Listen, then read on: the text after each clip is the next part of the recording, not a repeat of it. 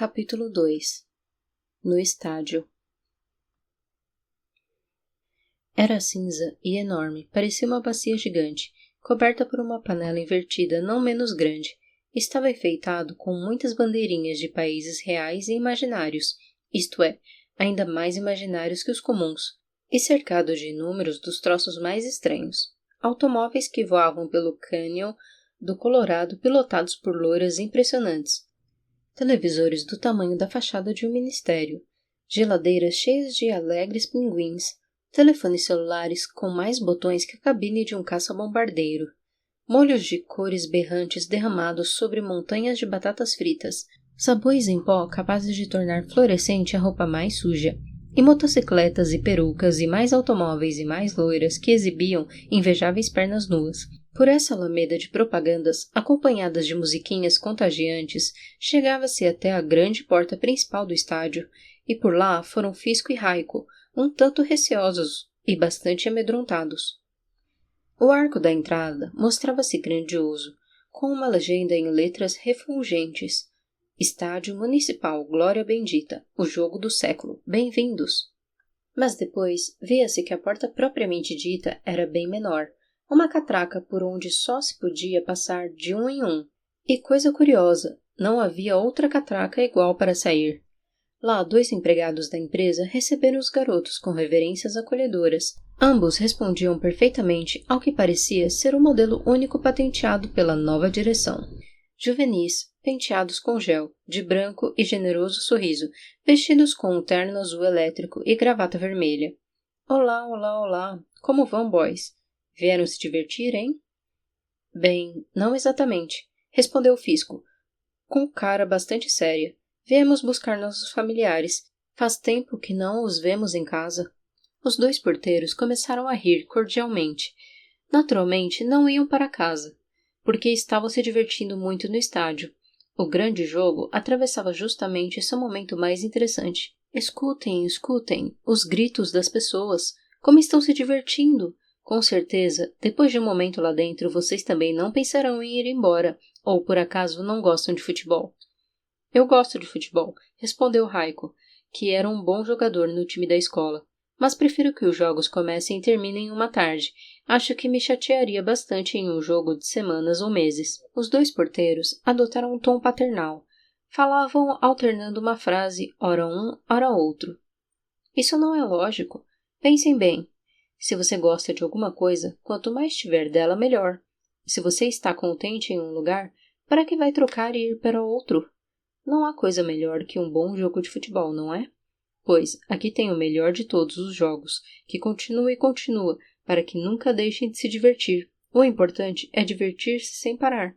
Fisco meneou a cabeça negativamente e murmurou que, para ele, divertir-se sem parar não parecia verdadeiramente divertido. Em todo caso, o mais urgente agora era juntar-se a seus pais. Como poderiam localizá-los dentro do imenso campo de futebol?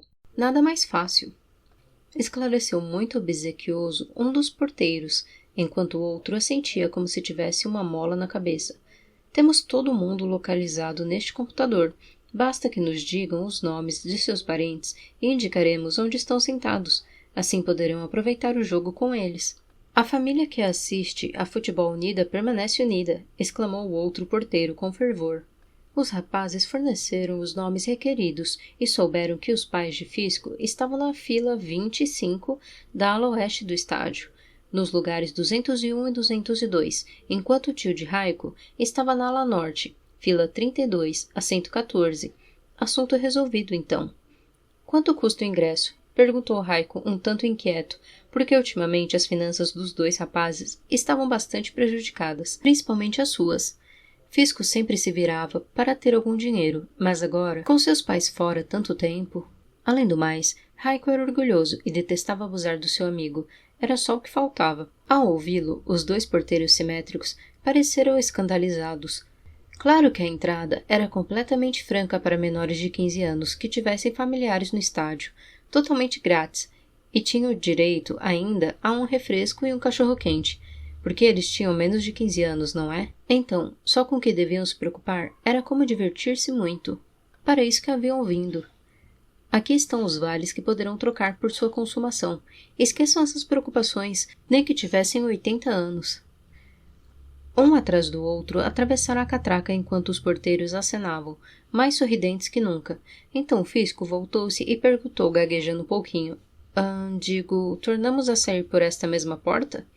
Os porteiros cruzaram entre si um olhar rápido, e Fisco juraria que os vira piscar. Quem pensa em sair agora, se acabaram de chegar? Vamos, divirtam-se. Sim, insistiu Raiko, mas quando formos sair...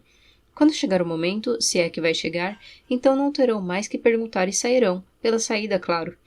E os 2 porteiros soltaram uma gargalhada em uníssono, enquanto repetiam. Claro, pela saída. Por onde mais? Muito bom. Riam muito forte, com a boca cheia de dentes muito brancos, com o cabelo engomado e até com a gravata vermelha de nó impecável. Mas Fisco percebeu que seus olhos não riam e que permaneciam fixos e mortos, como desses peixes que habitam as fossas marinhas, onde a luz do sol nunca chega. Os 2 garotos avançaram por uma espécie de túnel até desembocar na arquibancada. Ao sair, ficaram deslumbrados, porque holofotes muito potentes iluminavam o estádio, coberto por uma abóbada muito alta e sombria. Por cima, julgaram ver cruzar sombras velozes, como de morcegos, mas que talvez fossem muito grandes para serem morcegos.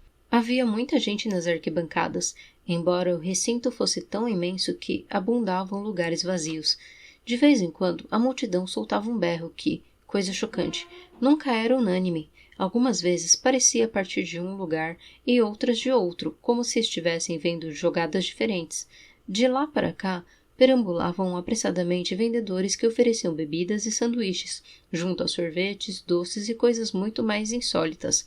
Lâminas de barbear, roupa íntima feminina, bigodes e narizes postiços, bonecas infláveis e até pequenos tartarugas em seus aquários dotados de uma ilhazinha e uma palmeira de plástico. No grande estádio reinava um calor anormal, como de estufa, e quase todo mundo suava ou se abanava com os folhetos de propaganda que os numerosos funcionários da empresa distribuíram, todos eles vestidos como os porteiros da entrada. Fisco pegou no braço do seu amigo, que olhava bobado de um lado para o outro. Agora temos de nos separar. Eu irei para a ala oeste, e você deve ir para a ala norte. É melhor que andemos depressa. Podemos nos comunicar pelo celular. Nesse momento, um funcionário inclinou-se sobre o ombro de Fisco, advertindo. O uso de telefones celulares no estádio acaba de ser proibido pela direção. Foi programada uma interferência para impedir que esses aparelhos incomodem as pessoas que querem se concentrar no jogo. Mas não tem mais, arrematou o homem de terno azul e dedicou-lhes o melhor de seus sorrisos. Fisco e Raiko aproximaram suas cabeças e cochicharam, como se estivessem planejando uma jogada de rugby. Não seria melhor que fôssemos juntos? Murmurou Raiko, cada vez mais nervoso. Acho que não. Isso seria uma confusão e demoraríamos demais. Fisco procurava pensar a toda velocidade. Vamos nos encontrar aqui outra vez, dentro de 1 hora, aconteça o que acontecer. Boa sorte. Bateram suas mãos no alto como despedida e cada um partiu por seu lado. Não era coisa fácil orientar-se pela imensa e populosa arquibancada, porque os holofotes cegavam em vez de iluminar como é devido, e as sombras se multiplicavam estranhamente. A cada trecho, Fisco detinha-se para assegurar-se de que estava no caminho certo. Abria a passagem entre as pessoas, pedindo desculpas quando tropeçava ou pisava em alguém. Havia pessoas em pé, outras estavam sentadas, e as que tinham lugar livre perto até se deitavam para tirar uma soneca. Muitos resmungavam a passagem do garoto. Moleque, caramba, fique quieto de uma vez. Pode-se saber onde vai? Um casal muito gordo, ela e ele com meio sanduíche em uma mão e uma cerveja na outra, rugiram, não sei que pragas, incompreensíveis, com a boca cheia, enchendo-o de migalhas babadas. Um ancião pegou-o pelo braço ao passar e perguntou-lhe com voz angustiada. Quanto está? Quem está ganhando? Fisco voltou-se para ele para dizer-lhe que não tinha nem ideia e teve um sobressalto. O ancião era cego. Finalmente Fisco divisou seus pais, umas tantas filas acima dele. Chamou-os e acenou enquanto subia, mas não o ouviram ou não lhe deram bola. Seu pai estava em pé, com as mãos nos bolsos, e parecia murmurar, olhando para o placar. Sua mãe estava sentada, como empequenecida, com as mãos soltas sobre os joelhos e os olhos cravados na ponta de seus sapatos. Quando chegou junto a eles, os dois cumprimentaram-no com afeto distraído e certa surpresa.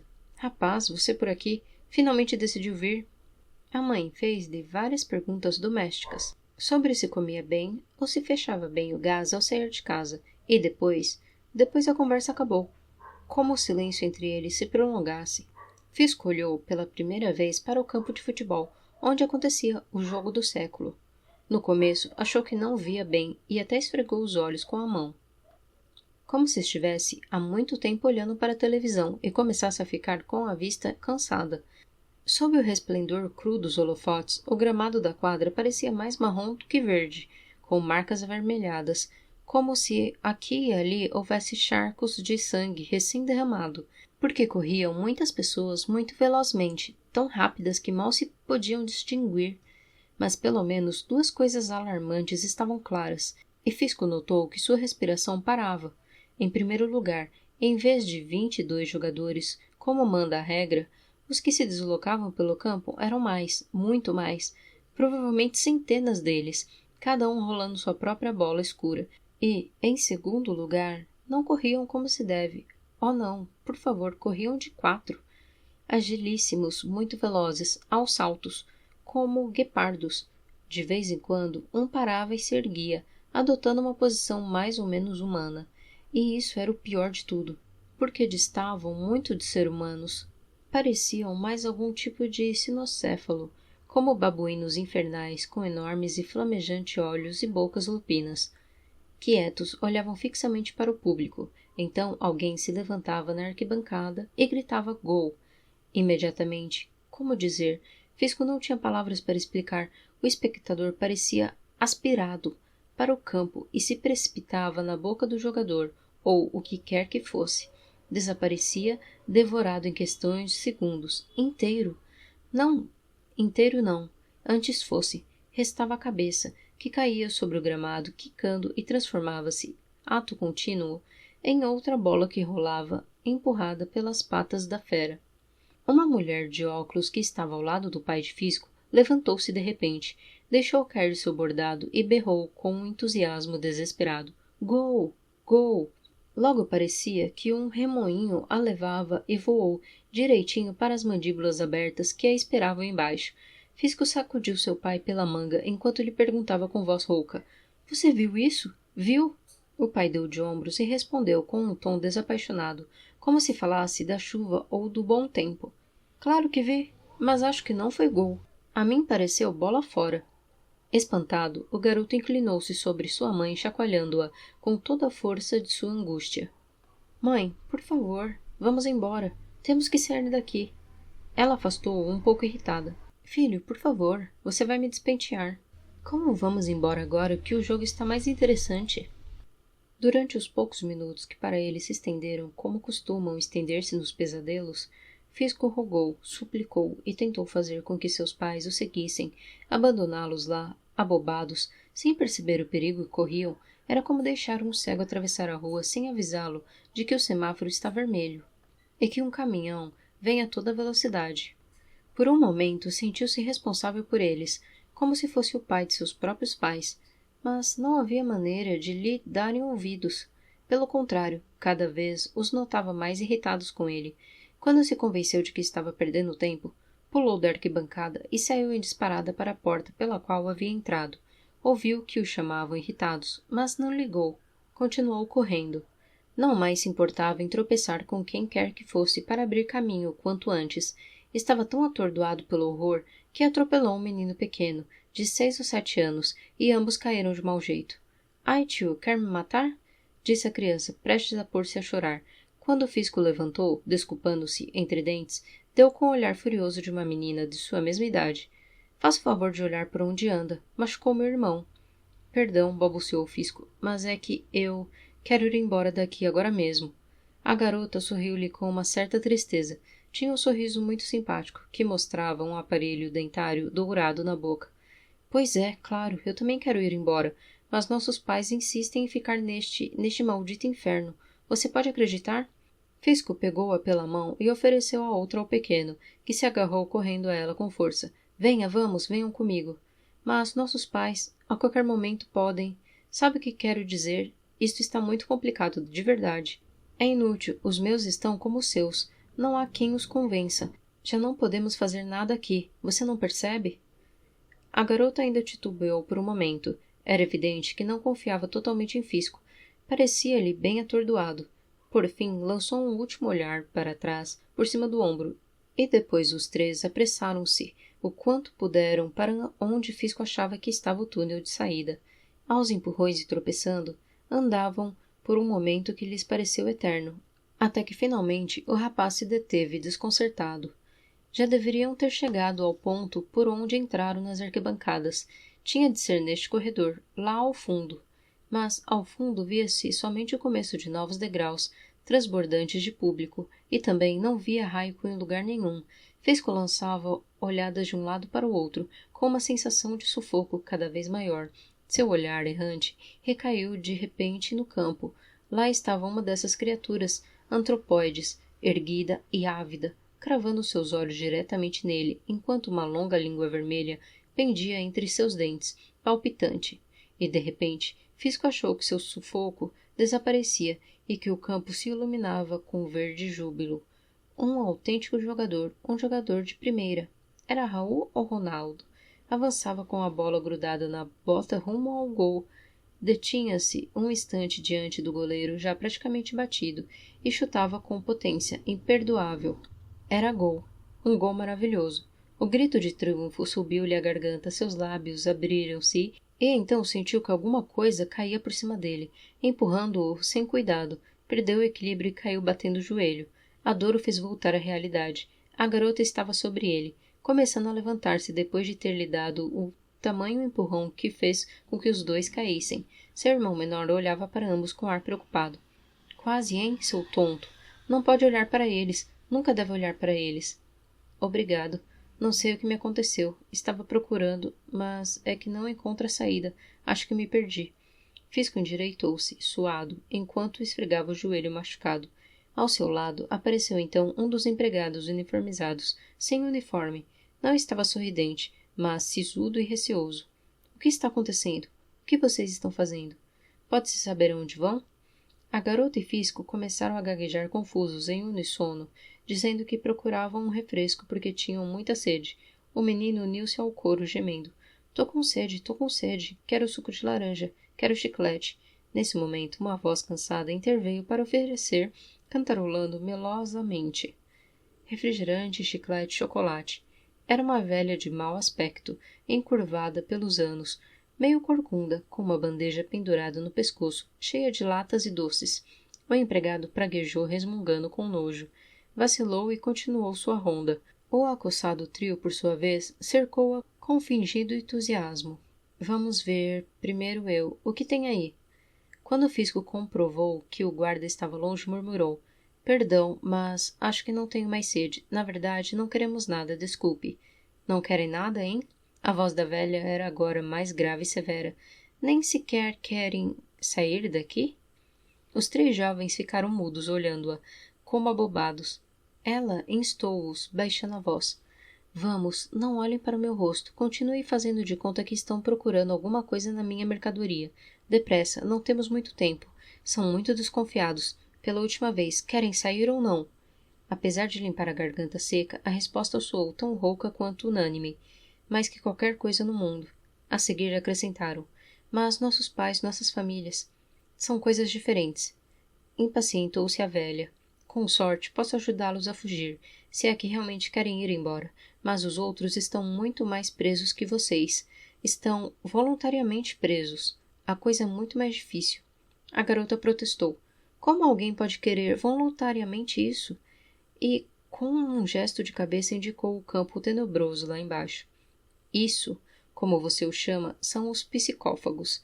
Alimentam-se das almas dos que não sabem cuidar de si mesmos, de quem se vende ao primeiro que lhes permite continuar chafurdando em sua preguiça.